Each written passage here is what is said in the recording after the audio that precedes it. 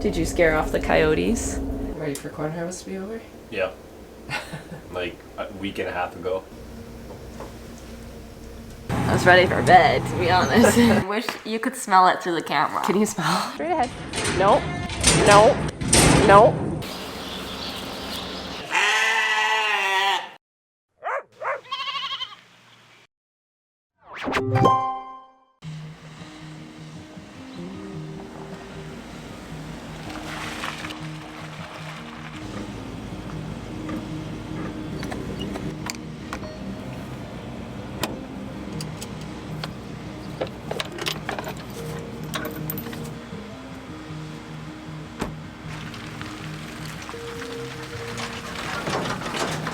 Good morning, you guys. So my day has already changed in a matter of 10 minutes. I have hooked up the trailer to get ready to ship the rest of my market lambs this morning, and the wet bin just ran out of corn. We can start corn earlier today. So we're gonna ship those lambs next week.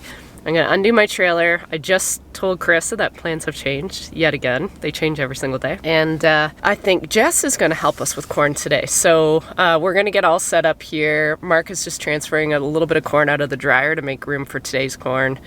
And then we may have just freed up like a few more hours of corn harvest, which is so great because Friday we are in for like, I don't know, 5 or 10 mils of rain, which usually means an inch.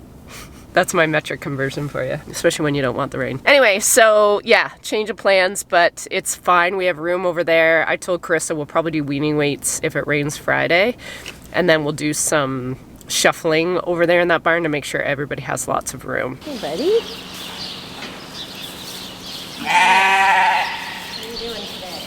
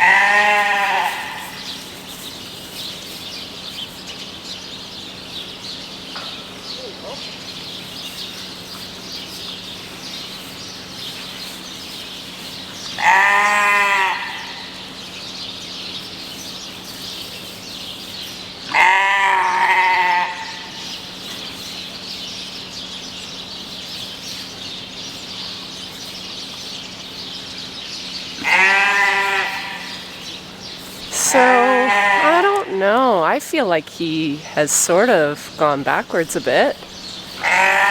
This is the 3rd day of treatment for our little guy. Yesterday he was doing so good running around, so hopefully he didn't overdo it. The other thing it could be is just, it might be just a bit slippery because I just cleaned out the barn, so it doesn't have a good pack for like grip. So he might be more like slipping.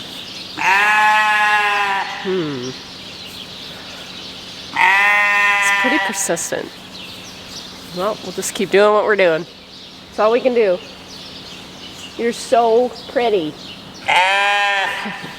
Well, it is hard to believe, but we are starting corn harvest like 2 hours earlier than I think we have any day of 2023. I think we are officially on day 10. Double digits. All right. Yeah, we should be done this field. It's 10 o'clock now, shortly after 10. I'm hoping we'll be done between 12 and 1. And then Mark said he's gonna pick up that part for the dryer that we had to replace last night. He always wants to have a spare. We're gonna work away at this field. When this field's done, we're gonna run into town, get that part, maybe grab Wendy's while we're in town. We've been pretty good. We haven't done fast food at all corn harvest. I don't think we have, because we just don't have time. We don't have time for fast food. It's a little ironic. Anyway, we will be on our last 2 fields, which is right across the road from the grain setup. So a lot less time on the road for me, which is great. Yeah, I think there's only 150-ish, 150, 160 between those two fields. All right. I'll just have to wait for my first load. That's why you guys get stuck with me. It's Jess. Dirty windows.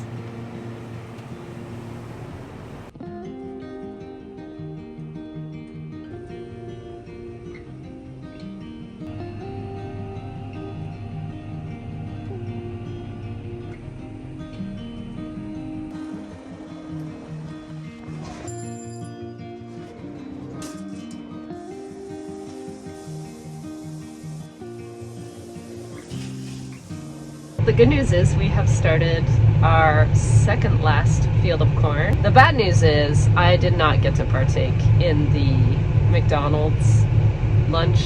By the time we finished that field, it was so late. It was like 2:30, 3 o'clock almost. And fun fact about me is if I don't eat pretty close to noon, I become a different person. Today I actually got a migraine. So my body was like, girl, you do not have time to go to town and get fast food.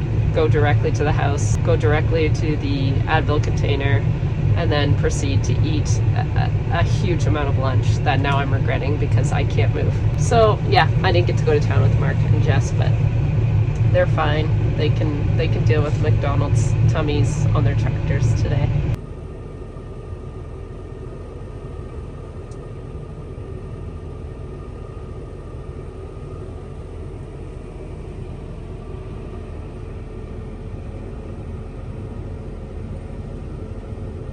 All right, well, we made another night. Were you barking at the coyote outside? Were you? Someone was howling all night. I did locate, I think it was a coyote. It might have been the fox, but I think it was too big. Just on the other side of our tree line out here. So this little one has a nose, and she was just behind the wagons here, and she just sat and howled like a little wolf for a while. Did you scare off the coyotes? Why is it the little ones think they're unstoppable? So yeah, our wet bin is full again. We got quite a bit off today. I think it's because our moistures are a lot drier. So the dryer's going through the corn a lot quicker, which means we can get more off during the day. So I don't know, we have one good day of weather left, and I bet you we only need 3 to finish corn, but we'll take what we got. I know I am really tired. Hey?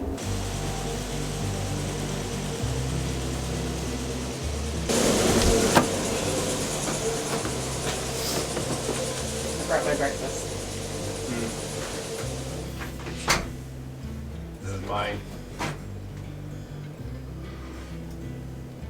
Ready for corn harvest to be over? Yeah.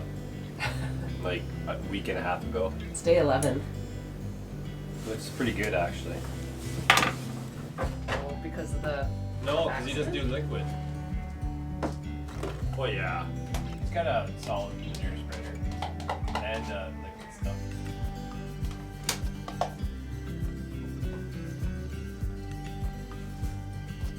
It's gonna fall. Good morning from the grain room. You guys are gonna be so bored of this room by the time we're out of it. I grabbed my breakfast to go this morning. Mark was out late last night doing some light tillage on some ground that our manure guys worked on yesterday. So they did show up. They are so swamped with jobs to get done because we've had such a crappy fall for weather. So they snuck us in, thank goodness. They're not sure if they're gonna get to my sheep manure or not. If they do, it might be later tonight before the rain. Yeah, so what Mark needs me to do is his job. I guess I should backtrack a bit. Our drying system, we fill the wet bin with corn, so that's like a day's worth of us combining. We combine till that wet bin is full. The wet bin is, I was trying to explain our drying system. The wet bin is our storage container sort of for that day, and then it's constantly transferring into the dryer. The dryer is drying corn as we're combining all day. When the corn is dry, it's drying at the top of the dryer, right? Yeah, that's why it's called the top dry. There's a floor at the top of the dryer. And then when a certain amount, a batch gets dry, it gets released into the chamber below. Once set point temperature is reached, it drops the hot corn down below, and then an aeration fan blows up air through it, so it recaptures the hot air, and we don't have to run the burners as hot.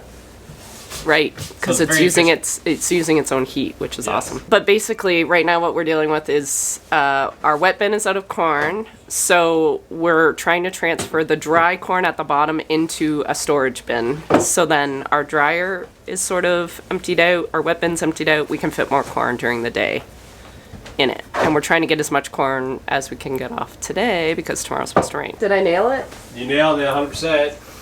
8+. Am I a full-time grain farmer now? You're a very good apprentice grain farmer. A Jedi? You're a Jedi. You're Padawan. You're my Padawan. I'm your Padawan. So romantic.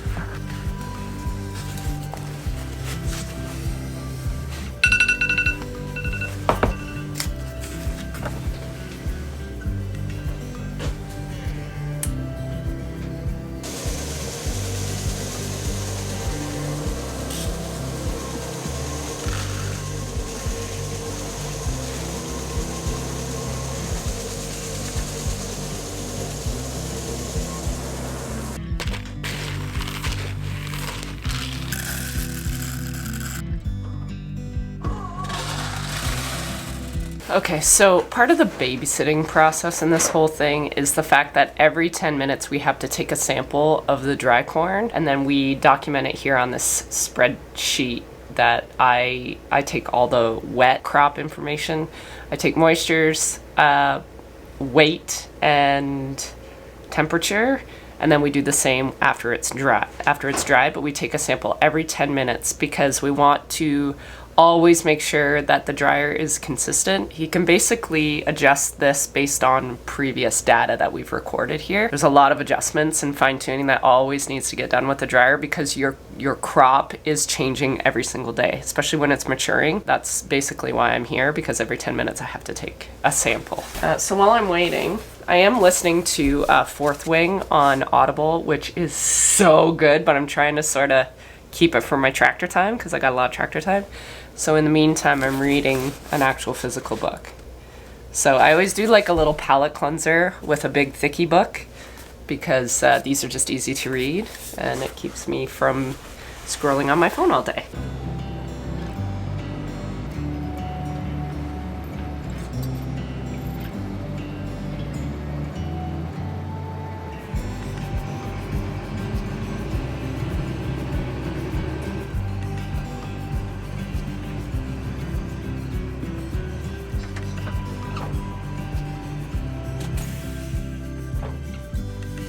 Brought in the ringer again today.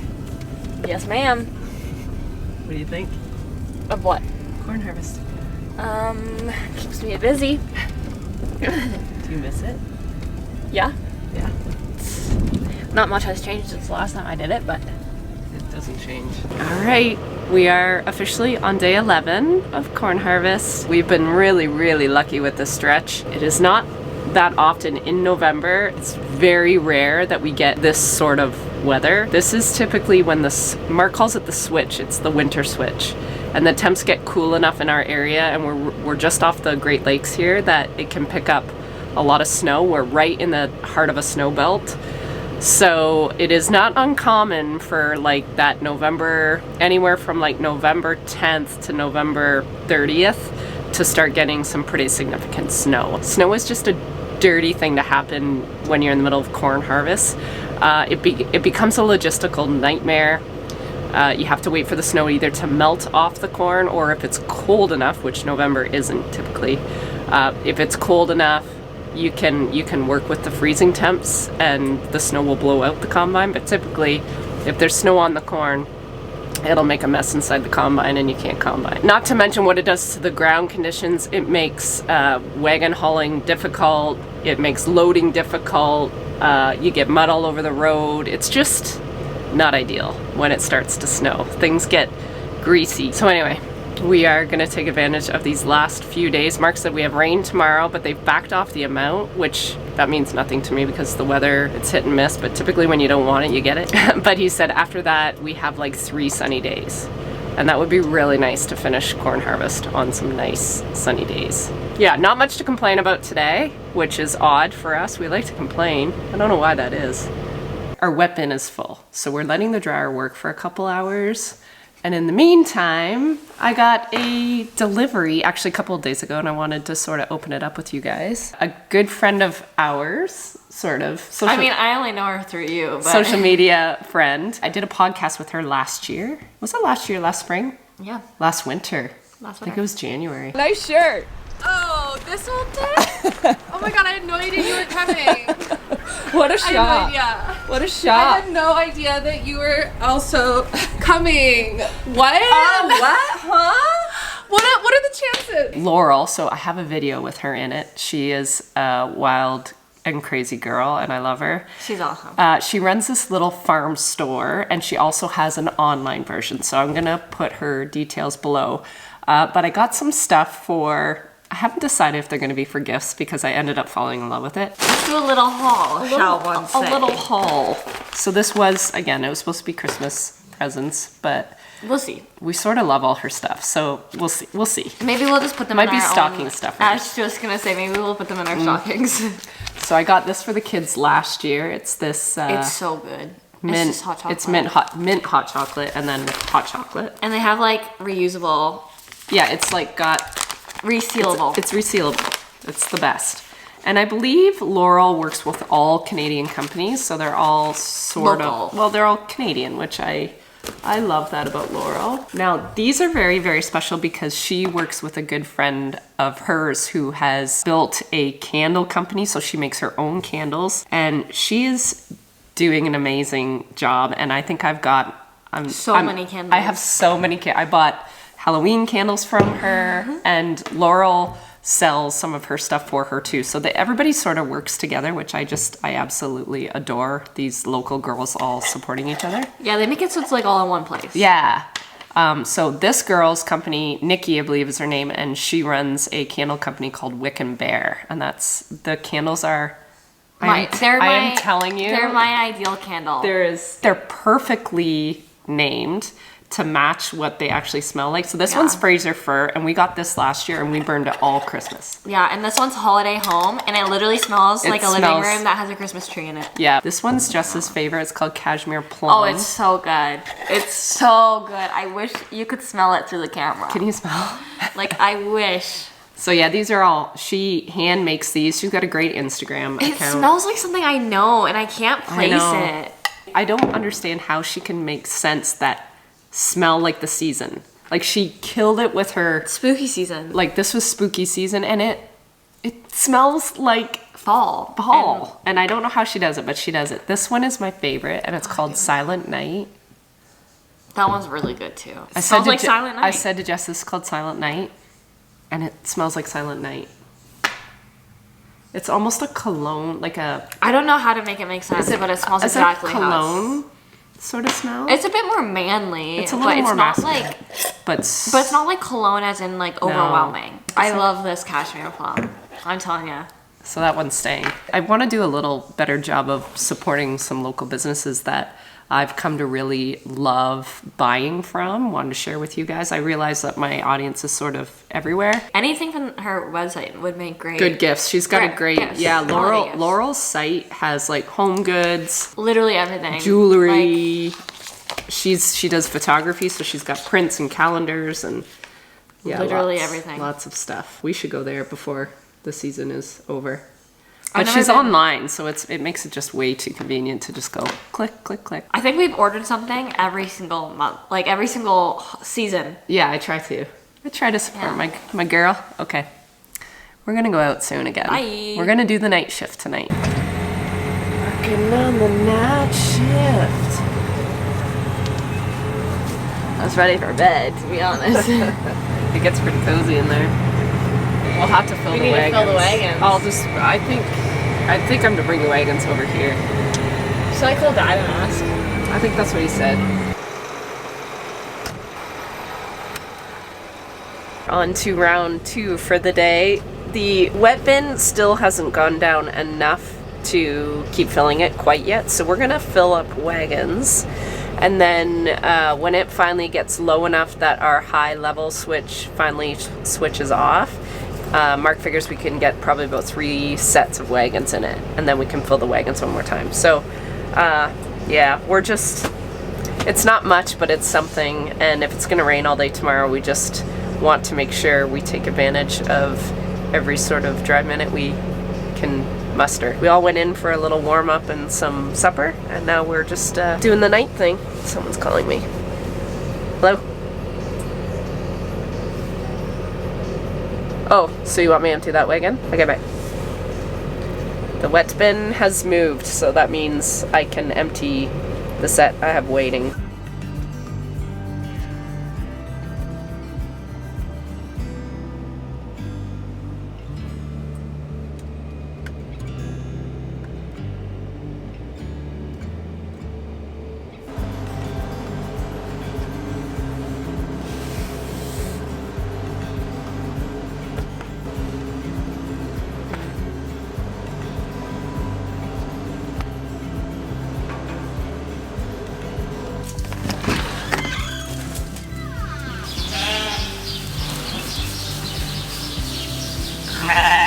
Buddy? Oh my goodness! You look so good! So yeah, wasn't happy getting that little phone call yesterday.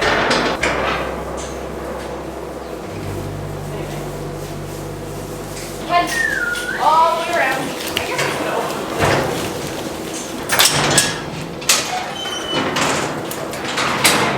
There you go.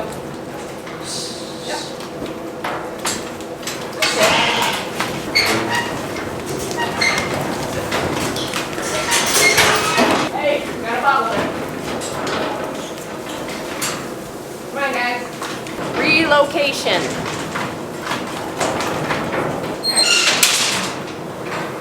Good morning. We are finally back in the barn, and we're taking some weaning weights on this group that we weaned on Monday. So we'll see how they do. This was one of my best, I think, September groups in quite a few years.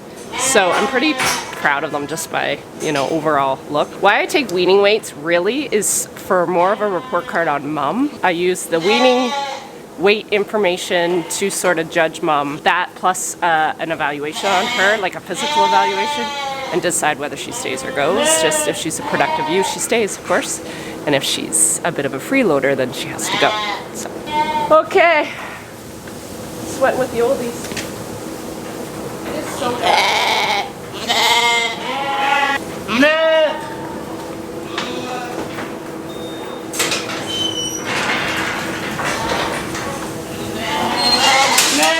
What are you doing?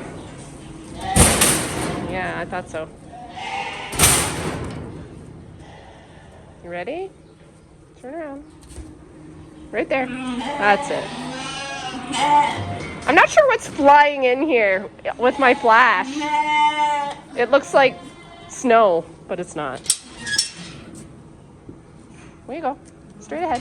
No. No. No. No. That way. There you go. No? Not today? There you go. It's gross. I don't want to go outside. Okay. Hi, tomatoes. Hello, big mama. Marge. You're going to be nice? You're going to be nice? No. Okay.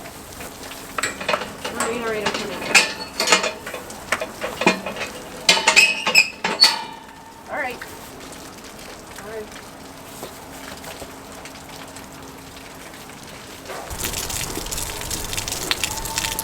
It is a dirty day out there. It is so gross. It's November. It's November outside right now. We're almost at lunchtime, so I thought I would just quickly update you guys on these weaning weights. Okay, so there were a couple little runts, and I know I had been watching them this whole group, and I actually wasn't sure they would make it, and they did. They had a sort of a first-time ewe lamb as a mom, and she's a great mom, but the problem is she started servicing another set of twins that were not hers because their mom died like the first week of, I think, mastitis. I think the two did okay, but the but her actual 2 lambs did not. So minimum weight was 20 pounds. Max weight of this group was 89.5. The average weaning weight for this group was 62 pounds. I'm happy with that. Majority of this group was born in that very first week of September, and I think that's why we're seeing a real tight, nice group. I think I said this earlier today, but this is one of the nicest September groups I have had in forever. I don't know if it was the weather, because the weather wasn't great, so I don't know what it is. The one thing I have been doing is giving them a lot more space, so whether that's helping, that is done. What I'm doing right now is I'm really curious how our bottle babies did in comparison to the lambs with their mums, because this is one of the best groups in general, but it was, I think, the best bottle babies I have seen yet. We did not lose one bottle baby that I remember. I'm just gonna sort these and get bottle babies here. All right, so the average weight for the bottle babies was 61.96. And what did I say this one? 62. So they were the same. That's crazy. Our lightest bottle baby was 47 pounds. And our heaviest bottle baby was 74 pounds.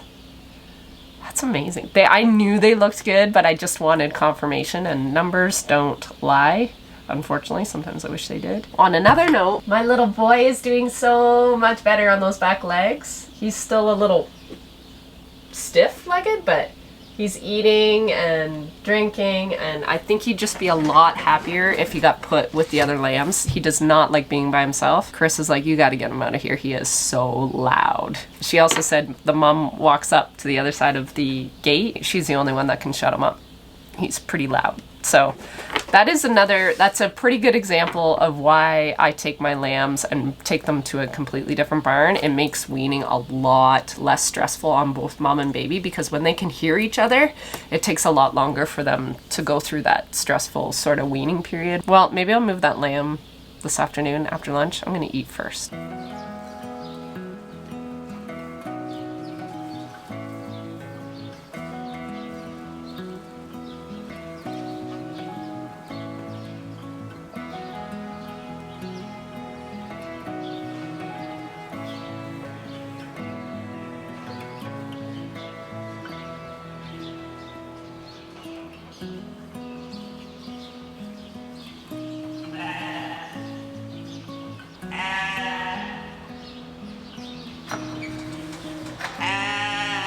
Okay, buddy.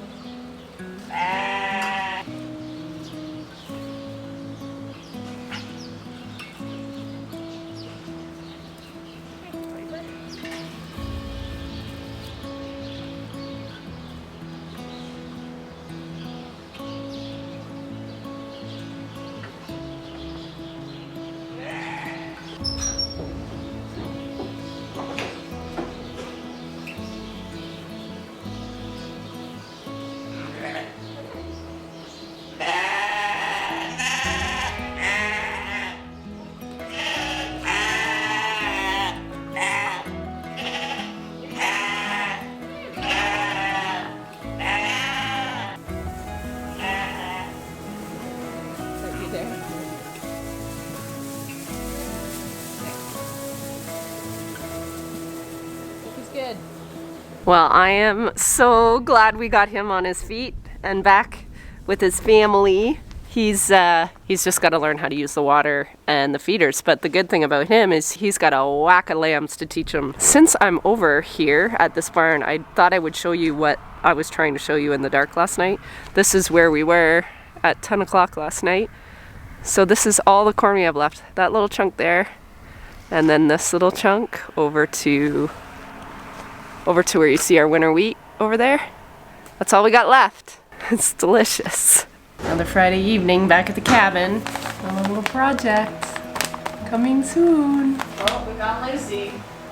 You found her? Yep. He's a helicopter dad of his dog. Yeah, I'm doing my kit.